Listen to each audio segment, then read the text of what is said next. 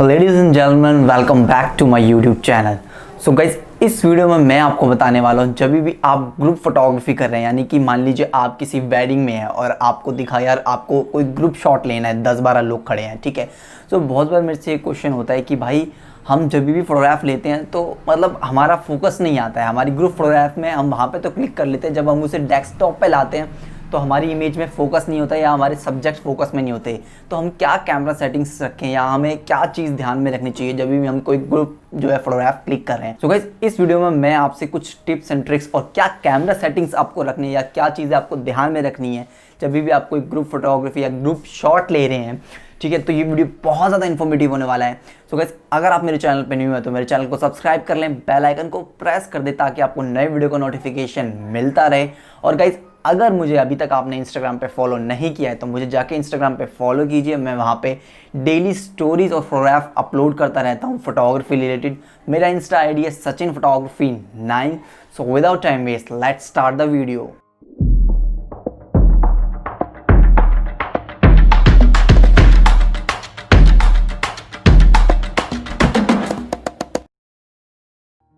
सो guys, देखिए, अगर आप मेरे चैनल पे न्यू हैं तो मैं आपको बता देता हूँ कि मैं एक स्ट्रीट फोटोग्राफर हूँ और स्ट्रीट फोटोग्राफर को काफ़ी नॉलेज होता है कि यार उसे कैसे फोरग्राउंड टू बैकग्राउंड सब कुछ फोकस में रखना है, क्योंकि हमारी इमेजेस में सब कुछ फोकस में होता है। हम कभी भी बैकग्राउंड जो है ब्लर नहीं करते हैं, मतलब जब भी हम स्ट्रीट फोटोग्राफी करते हैं। सो बेसिकली किसी भी फोटोग्राफ में अगर आपको फोरग्राउंड टू बैकग्राउंड जब आपको फोकस में चाहिए तभी आपकी जो ग्रुप शॉट है तभी वो सारे लोग फोकस में आएंगे, ठीक है। तो 3 चीज़ों पर डिपेंड करती है ये चीज़। सबसे पहला तो हमारा अपर्चर, हम अपना अपर्चर क्या रख रहे हैं जब भी हम कोई ग्रुप फोटोग्राफ क्लिक कर रहे हैं। सेकंड थिंग, हमारी फोकल लेंथ क्या है, यानी कि आपके कैमरे की फोकल लेंथ क्या है। अगर आप 18-55 यूज़ कर रहे हैं, आप 18 mm पे क्लिक कर रहे हैं या आप 55 mm पे क्लिक कर रहे हैं।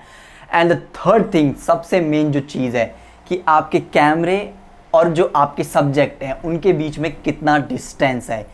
इन 3 चीज़ों को आपको ध्यान में रखना है। अगर आपने इन 3 चीज़ों को अपना ध्यान में रखा और इनको सही से सेट किया, सो गाइज आपकी जो ग्रुप फोटोग्राफ है वो एकदम शार्प आएगी और सारे लोग एकदम फोकस में आएंगे। गाइज, स्टार्ट करते हैं अपर्चर से। सो बेसिकली देखिए, एज वी ऑल नो, अगर आपको नहीं पता तो मैं बताता हूँ कि डेप्थ ऑफ फील्ड 2 तरीके की होती है। अब आप सोच रहे होंगे कि डेप्थ ऑफ फील्ड क्या होती है।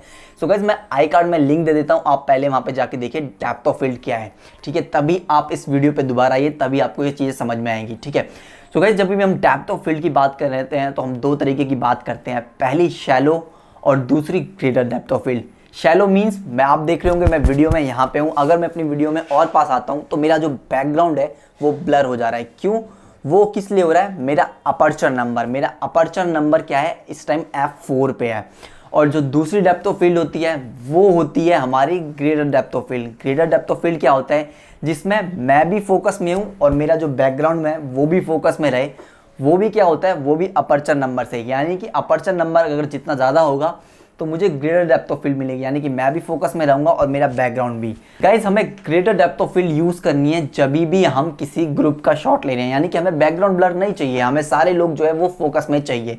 सो बेसिकली आपको अपना अपर्चर नंबर क्या रखना है ग्रुप सेटिंग के वक्त वो मैं बताता हूँ। आपको अपना अपर्चर नंबर रखना है 9 से 11, यानी कि F9 या F11 या F16, इन तीनों में से एक आपको अपर्चर नंबर रखना है जब भी आप कोई एक ग्रुप शॉट ले रहे हो।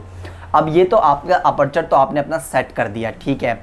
अब आप मान लीजिए आप 18-55 mm लेंस यूज़ कर रहे हैं, ठीक है। तो अगर आप अपना 18 mm पे क्लिक करते हैं तो सारे लोग फोकस में आएंगे, लेकिन अगर आपने 55 mm किया तो उससे क्या होगा? 55 mm से आपका बैकग्राउंड थोड़ा ब्लर होने लगेगा, चाहे आप F9 पे भी क्यों ना क्लिक कर रहे हो। तो इस चीज़ को ध्यान में रखिए। तो आपकी जो वाइडर फोकल लेंथ है यानी कि 18 mm हमें उस पर यूज़ करना है। गाइज, यहाँ पे हमारी 2 चीज़ें क्लियर हो गई कि हमें अपना अपर्चर F9, F11 या F16 के बीच में रखना है। सेकंड थिंग इज, जो हमारी फोकल लेंथ है, फोकल लेंथ हमें रखनी है, अगर हम 18-55 mm का लेंस यूज़ कर रहे हैं तो 18 mm पे रखनी है, 55 पे नहीं जाना है। And the third thing, most important thing है गाइस, ध्यान से सुनिए, आपके कैमरे और आपका डिस्टेंस कितना है, ठीक है।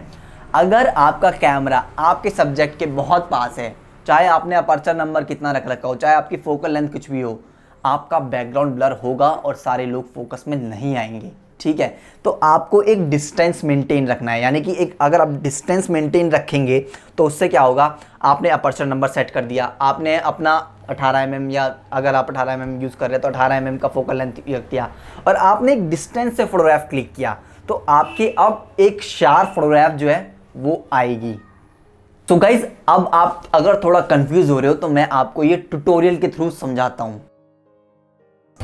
गाइज अभी जो आप स्क्रीन पे चॉक्स देख रहे हैं, आप मान लीजिए ये आपके 5 सब्जेक्ट हैं और आप किसी वेडिंग फोटोग्राफी में इन 5 सब्जेक्ट की फोटोग्राफ क्लिक कर रहे हैं, यानी कि ग्रुप फोटोग्राफ क्लिक कर रहे हैं, ठीक है। तो अब इन चॉक्स की मैं 2 कैमरा सेटिंग्स में फोटोग्राफ क्लिक करूँगा। पहले मैं कैमरा सेटिंग रखूँगा अपनी अपर्चर f4, शटर स्पीड मेरे को उसके हिसाब से मिल जाएगी क्योंकि मैं अपर्चर प्रायोरिटी मोड पे यूज़ करूँगा, और मेरी जो फोकल लेंथ है वो रहेगी मेरी कम से कम 50 mm, और मेरे जो कैमरा और सब्जेक्ट का डिस्टेंस भी बहुत पास है। तो मैं आपको फोटोग्राफ क्लिक करके दिखाता हूँ इसकी, देखिए।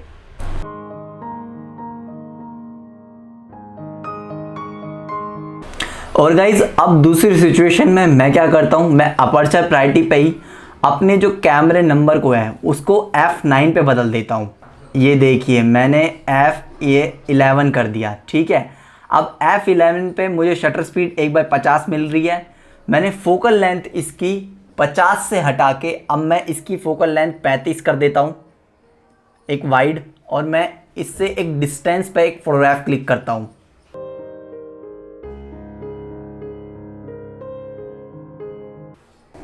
सो गाइज अभी आपने देखा जिस फोटोग्राफ के अंदर हमने अपना अपर्चर रखा F11 F16 के बीच में, हमने अपनी फोकल लेंथ रखी 35 से 24 mm के बीच में, और एज कंपैरिजन टू हमने दूसरी फोटोग्राफ के हमने अपने सब्जेक्ट से एक डिस्टेंस बनाया, तो उस फोटोग्राफ के अंदर हमें जो ग्रुप फोटोग्राफ है एक, यानी कि उन सब्जेक्ट्स की एक अच्छी और शार्प इमेज जो है मिली। सो गाइज अब आप इन 3 चीज़ों को हमेशा ध्यान में रखिए जब भी आप किसी भी ग्रुप फोटोग्राफ क्लिक कर रहे हैं, किसी भी लोगों का, किसी भी वेडिंग फोटोग्राफी में या कहीं पे भी, तो सबसे पहले अपना अपर्चर नंबर आपको F9, F11, F16 रखना है। और गाइज दूसरी चीज़, आपको अपनी फोकल लेंथ कम कर लेनी है, यानी कि एक वाइडर व्यू लेना है। अगर आप 50 में तो आप 35 या 24 या 18 पे जाके अपनी फोटोग्राफ जो है वो क्लिक कीजिए। और थर्ड सबसे मेन चीज़, आपको अपने सब्जेक्ट और अपने कैमरे के साथ एक डिस्टेंस बनाना है। अगर आप इन 3 चीज़ों को अपने ध्यान में रखेंगे तो आप डेफिनेटली आपको एक शार्प इमेज जो है मिलेगा ग्रुप शॉट का।